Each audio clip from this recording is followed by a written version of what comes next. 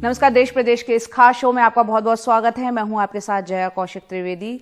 सबसे पहले बात कर लेते हैं उत्तर प्रदेश की कानून व्यवस्था की, जहां कई बार महिलाओं और लड़कियों के खिलाफ अपराध की घटनाएं सामने आती है। और ताजा मामला आया है बदायूं से, जहां अपने बीमार पति के लिए दुआएं मांगने मंदिर गई एक महिला गैंगरेप के बाद मार डाली गई।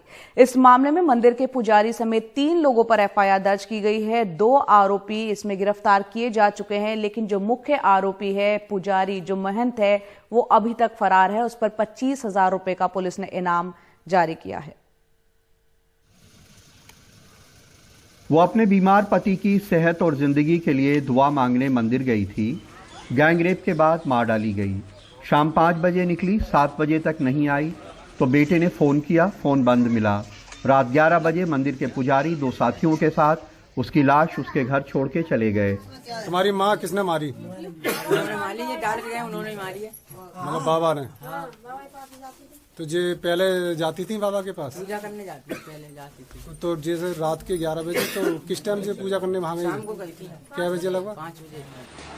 अगली सुबह घर वालों ने इलाके के थाने में एफआईआर लिखवानी चाहिए, लेकिन थाना इंचार्ज ने नहीं लिखी। उनका कहना था कि महिला कुएं में गिर के मर गई है। एसएसपी के दखल से एफआईआर लिखी गई। इस प्रकरण में 2 अभियुक्तों की गिरफ्तारी अभी तक हो गई है और इसी प्रकरण में एक प्रारंभिक जांच में प्रथम दृष्टया लापरवाही बरते जाने के दोषी पाए जाने के फलस्वरूप जो तत्कालीन थाना प्रभारी हैं उन्हें निलंबित कर दिया गया है। पोस्टमार्टम रिपोर्ट में गैंगरेप की तस्दीक के बाद एफआईआर में हत्या के साथ गैंगरेप की दफा बढ़ाई गई। पुलिस ने जल्द ही 2 आरोपियों को गिरफ्तार कर लिया। सब पे एनएसए लगेगा। ये फिट केस बनता है एनएसए का, हम इसमें एनएसए की भी कार्रवाई करेंगे। इसके अलावा जो परिवारजन हैं उनको जो प्रशासन की ओर से, शासन की ओर से जो सहायता धनराशि और अन्य अनुदान जो है वो करीब 20 लाख रुपए तक के हैं, क्योंकि राष्ट्रीय पारिवारिक लाभ योजना के अंतर्गत। इसके अलावा रानी लक्ष्मी महिला सम्मान कोष से ये सब उनको दिलवाए जाएंगे। कहाँ थे आप? लेकिन आरोपी पुजारी का कहना है कि वो उसे कुएं में गिरी मिली थी। तो जी कब आई थी यहाँ? तो शाम में आई है। कल शाम या आज शाम? आज भी शाम जा खत्म नहीं था। कल शाम। तो फिर इसके बाद में घर वालों को सूचना ना दी? घर वालों का फोन नंबर ना हो, फिर दही बात बस ना। फिर जी मर कैसे गई? यहाँ कुएं में कैसे गिरी? कुआ में आई है तब मैं लेकर ही है, गिरी। अपना भी गिर गई और हमारे माल बना पड़ी। तुम्हें जानकारी ना? जब क्या नहीं तो बच के गए अंदर के क्या नहीं? हाँ। तो पता चल गई तुम्हें? हाँ। 17 घंटे बाद इस घटना की एफआईआर होना ये बताता है कि महिला सुरक्षा के इतने संवेदनशील मामलों में पुलिस के तमाम लोगों का रवैया अभी भी कैसा है।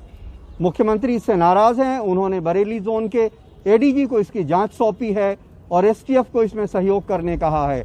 बदायूं में रणदीप और लखनऊ में कैमरामैन राजेश गुप्ता के साथ कमाल खान, एनडीटीवी इंडिया। अगली खबर भी उत्तर प्रदेश से है, जहां बुलंदशहर में फुटपाथ पर जूता बेचने वाले दुकानदार पर पुलिस ने धार्मिक उन्माद फैलाने का मामला वापस लेकर उस शख्स को वापस छोड़ दिया है। पुलिस ने उसे बजरंग दल की शिकायत पर पकड़ा था कि वो कुछ ऐसे जूते बेच रहा है जिनके सोल पर ठाकुर लिखा है। आइए देखते हैं कमाल खान की एक और रिपोर्ट। गरीब पटरी दुकानदार 2 दिन बाद थाने से छोड़ा गया। उसका कसूर सिर्फ ये था कि वो जो जूते बेच रहा था उनमें से कुछ पे उनकी फर्म का नाम ठाकुर लिखा था। उसका कहना है कि उसने संगठन के नेता को बताया कि वो तो गरीब पटरी वाला है, उसे क्या पता कि जूते की सोल पे कंपनी ने क्या लिखा है, लेकिन फिर भी उन्होंने उसे पुलिस को दे दिया। मन की भाई मुझे ऐसा मालूम होता कि नाम से बिक रहा जूता है या इस पर विवाद हो जाएगा तो मैं बेचता ही नहीं। तो इन्होंने पुलिस को फोन करा और मुझे उठवा दिया। उसने पुलिस को बताया कि वो गाजियाबाद से जूते खरीदता है। इसकी तस्दीक करने पुलिस उसे लेके गाजियाबाद गई। गाजियाबाद के दुकानदार ने बताया कि वह तो खुद दिल्ली से जूते खरीद कर लाता है। अब बुलंदशहर पुलिस इसकी जांच करने दिल्ली जाएगी। हालांकि अब उसने पटरी वाले पर धार्मिक उन्माद फैलाने का केस खत्म कर दिया है। थाना गुलावटी पर 153A 323 504 का एक अभियोग पंजीकृत किया गया था, जिसके विवेचना में अब तक ये तथ्य प्रकाश में आया कि 153A की बात गलत थी। बाकी सामान्य धाराओं में उसकी 323 504 में विवेचना की जा रही है। विवेचना में जो भी तथ्य प्रकाश में आएंगे उनके आधार पर अग्रिम कार्यवाही की जाएगी। आगरा में करीब 70 साल पुरानी एक जूता फर्म का नाम ठाकुर फुटवेयर है। अब परिवार में बंटवारा होने पर ठाकुर शूज नाम से भी फर्म बन गई है। जाहिर है कि उनके ट्रेडमार्क और उनकी फर्म का रजिस्ट्रेशन सरकार ने ही किया है। उनका कहना है कि कुछ लोग उनके ब्रांड की लोकप्रियता से उनके नाम से नकली जूते भी बनाते हैं, लेकिन उनके ब्रांड नेम की वजह से पकड़े गए नासिर की पत्नी दहशत में हैं। वो चाहती हैं कि यह मामला जल्दी खत्म हो। मुकदमा खत्म करवाना चाहते हैं, कुछ परेशानी ना हो। हम तो मजदूर आदमी हैं, ये नहीं जूतों को बेचते हैं, इनसे ही आता खाना बनाने के लिए। कुछ नहीं है, हमारा तो घर भी ऐसा छप्पर का।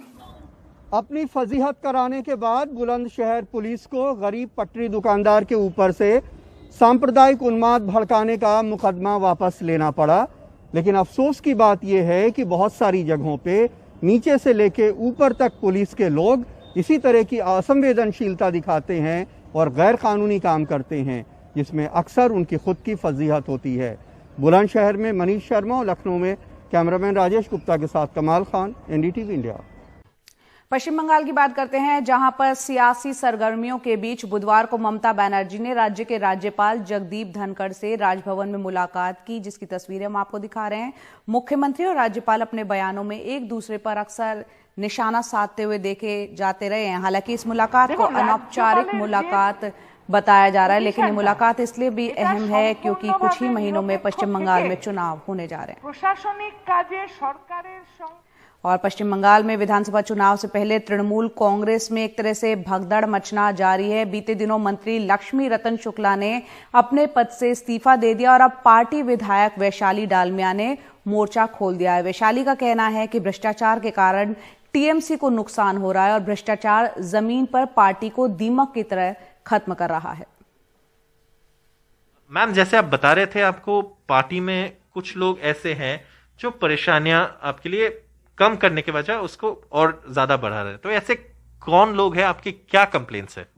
ये देखिए, फर्स्ट ऑफ ऑल तो मैं उनकी नाम नहीं लूंगी, मैं उनकी डेजिग्नेशन लूंगी, because I do not want to highlight them, क्योंकि वो लोग कुछ काम नहीं करते हैं, इसीलिए वो लोग पीछे लगते हैं या कुछ करते हैं कि खुद को हाईलाइट कर पाए, और वो जो काम करते हैं पीठ पीछे दीमक की तरह, वो अच्छी तरह वो कर पाए। उनका जो पीठ पीछे जो वो लोग कर रहे हैं, पार्टी के अंदर ही अंदर दीमक की जैसे पार्टी को जैसे खाया जा रहे हैं वो लोग, वैसे उनको मैं सामने ना लाऊं या मेरे प्रॉब्लम से मैं रहूं और उससे मैं फाइट करती रहूं, लेकिन मुझे लाना ही है, क्योंकि देखिए I am the spokes person of Howrah जिला ऑफ द पार्टी, तो मुझे तो अपना जो काम है वो मुझे करना ही पड़ेगा, क्योंकि because when I am with the party I should be talking for the benefit of the party which I am there.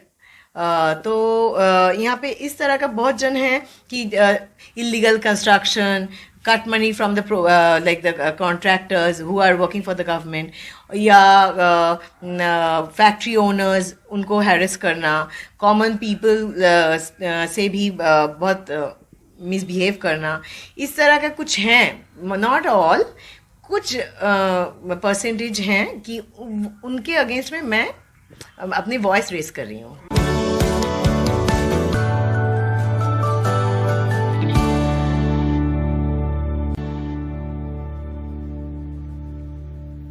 अब बात करते हैं बर्ड फ्लू की। देश के कई राज्यों से बर्ड फ्लू की खबरें आने के बीच हरियाणा के पंचकुला में मुर्गियों की संदिग्ध मौतों से मुर्गी पालक डरे हुए हैं। उन्हें डर है कि आगे भी अंडे के कारोबार में नुकसान उठाना पड़ सकता है। हरियाणा सरकार के अलर्ट के बाद पशुपालन विभाग की टीमों ने जांच के लिए मुर्गियों से सैंपल लेने का काम शुरू किया है।